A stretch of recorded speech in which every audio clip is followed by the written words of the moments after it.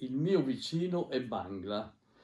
Tutto quello che c'è da sapere sull'immigrazione a Udine. L'autor che è Marco Orioles, giornalista, anche lui ha un dottorato di ricerca in sociologia e alle analisi di politiche internazionali. Per fornire delle fotografie realistiche basate sui numeri, tabelle, grafici sostanzialmente, per mettere in ordine il quadro della presenza straniera in tutti gli ambiti della nostra società.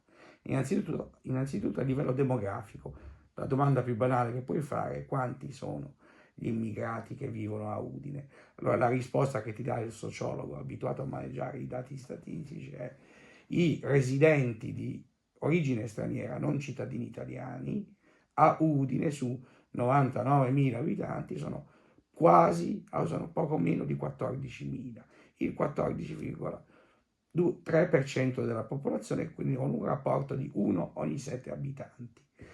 Poco? Troppo?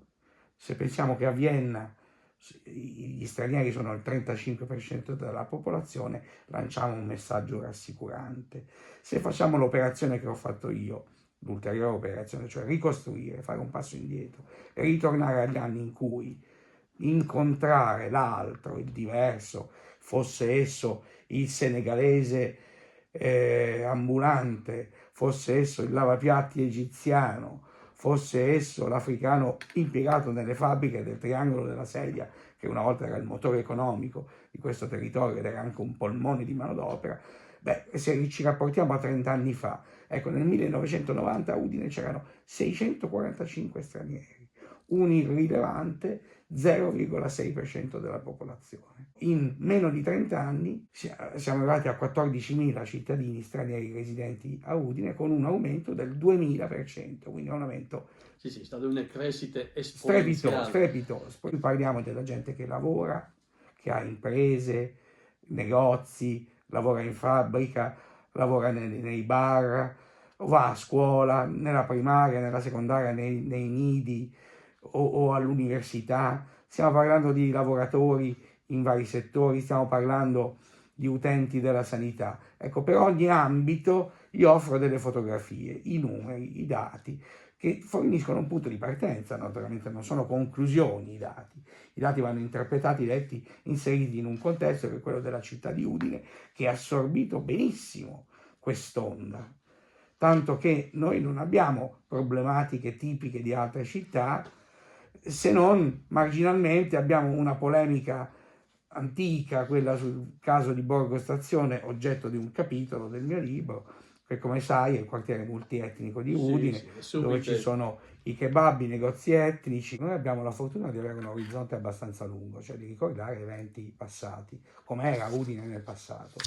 Ecco, io racconto un aneddoto in questo libro, mi sono sentito di riportarlo pubblicamente perché è una istantanea sentimentale del sottoscritto, del rapporto del sottoscritto con queste nuove comunità che sono pian piano arrivate, si sono moltiplicate, sono cresciute, hanno aperto strutture, luoghi di culto, negozi, punti di aggregazione, hanno i loro leader, hanno associazioni, sono qui tra noi, ancora non c'è un dialogo sistematico, forte, purtroppo è mancato per esempio l'iniziativa fatta da tanti altri comuni italiani, penso a Trieste, di istituire strumenti come la consulta degli immigrati, che potesse, come dire, formalizzare l'esistenza di queste comunità all'interno della nostra società e istituire dei canali di collegamento in modo da poter anche banalmente fare gli auguri in occasione delle loro feste religiose,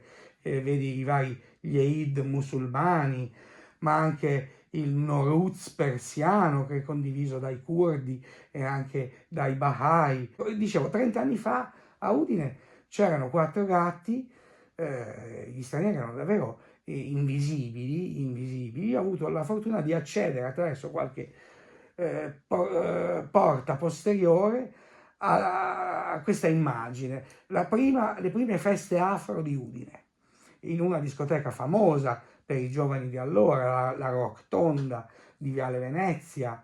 Era un luogo cosiddetto alternativo, tanto che diventò per 2 anni un luogo di aggregazione della comunità LGBTQ di allora, per 2 anni fu un club non riservato, ma comunque privilegiato da questa comunità, e proprio lì si presentò un medico originario della Costa d'Avorio, che divenne un mio caro amico. Io facevo il mestiere di DJ in questa discoteca e ci propose di organizzare delle feste afro.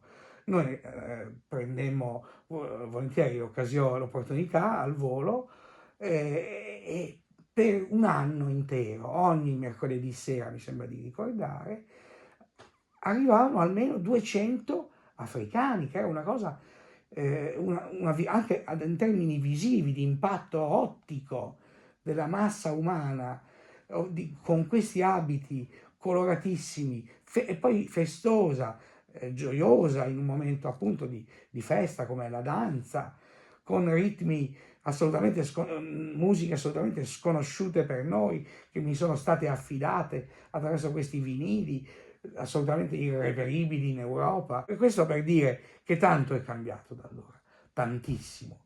Oggi l'immigrazione è sì visibile, ma ancora non è affiorata del tutto, perché, ripeto, noi abbiamo una comunità composta da un cittadino su 7, ogni 6 udinesi c'è uno straniero. In più ci sono anche quelli che hanno acquisito la cittadinanza italiana nel frattempo, che sono italiani, che sono in molta parte assimilati, si sono italianizzati. Teniamo conto che ci sono quelli che sono arrivati 30 anni fa, che sono già nonni e hanno figli, che delle radici berbere, per esempio, oppure bengalesi, non sono assolutamente interessati, oppure lo sono, ma in forme, come dire, creole, ibridate, molto moderni, con innovazioni clamorose, la presenza delle donne in moschea, che non è una consuetudine in molti paesi islamici. Si sta creando tutto un mondo nuovo a Udine, si sviluppa sotto i nostri occhi, basta, come dire, avere la curiosità, come ho fatto io, che mi sono avvicinato spontaneamente a queste persone, chiedendo semplicemente così di raccontare le loro storie. I dati statistici, che sono utilissimi agli amministratori, agli operatori, anche ai cittadini, per sapere appunto che ormai è inutile, come dire, nutrire paure ancestrali nei confronti del diverso. Il diverso è qui, lo è qui da tanto tempo, ed è il nostro vicino, il nostro collega, il nostro infermiere che interviene a soccorso dei nostri genitori ormai anziani, eccetera, eccetera. Quindi ragioniamo, facciamo un discorso però che renda strutturale l'amicizia tra i popoli, lanciamo messaggi di pace, di concordia.